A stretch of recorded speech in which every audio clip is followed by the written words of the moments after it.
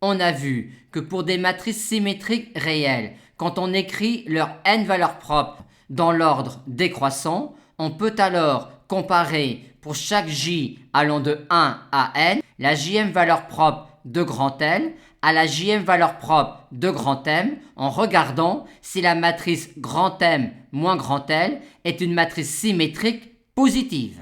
Et maintenant, grâce à cela, on va montrer que l'application qui va de SNR dans R puissance n, qui a une matrice symétrique réelle d'ordre n, lui associe ses n valeurs propres rangées dans l'ordre décroissant, est une application continue. Et pour cela, on va montrer que cette application-là est lipschitzienne si on munit SNR de cette norme-là, à savoir de la norme subordonnée associée à la norme euclidienne sur Mn1R. Et si on munit Rn de la norme infinie. Aussi, si on note M1, M2, Mn, les n valeurs propres d'une matrice symétrique réelle grand M, rangées dans l'ordre décroissant, et de même pour une matrice symétrique réelle grand L, montrez alors que F est lipschitzienne. Quand on munit ces sous-espaces vectoriels-là de ces normes-là, c'est exactement montrer cela.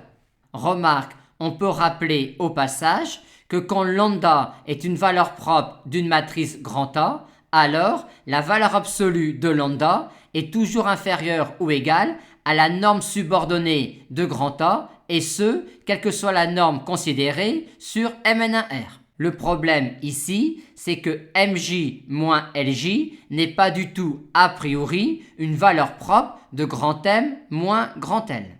Aussi, comme on est en présence de matrices symétriques réelles, on va essayer d'utiliser le point rappelé précédemment. Et pour cela, il faut qu'on se débarrasse de ces valeurs absolues-là.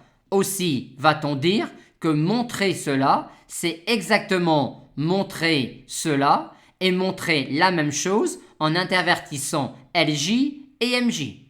Mais par symétrie du problème en grand M et en grand L, il suffit uniquement de montrer cette inégalité-là.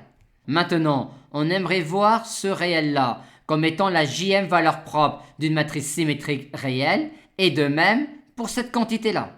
Or, avec Mj moins Lj, on est embêté. Par conséquent, on va écrire le but à atteindre plutôt sous cette forme-là.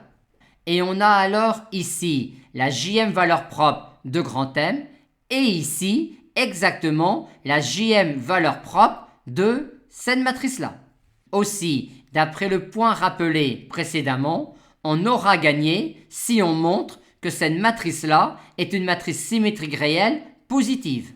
Et ceci, si on pose grand S, cette matrice symétrique réelle-là, sera démontré si on montre que pour une matrice symétrique réelle grand S, la norme subordonnée de grand S fois I moins grand S est une matrice symétrique réelle positive. Et c'est évident car les valeurs propres de cette matrice-là sont exactement les réels de la forme norme subordonnée de grand S moins lambda, où lambda est une valeur propre quelconque de grand S.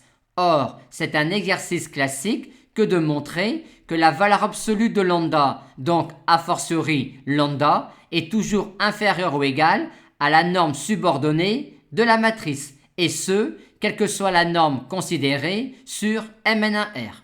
En effet, si on prend comme colonne unitaire un vecteur propre de grand S associé à la valeur propre lambda de grand S, on a alors, avec la norme de Sx, la valeur absolue de lambda, ce qui démontre alors immédiatement cette inégalité-là. On peut donc en conclure que cette application-là est lipschitzienne si on munit ce sous-espace vectoriel-là de cette norme-là et celui-là de celui-là, ce qui nous permet alors de dire que cette application-là est une application continue.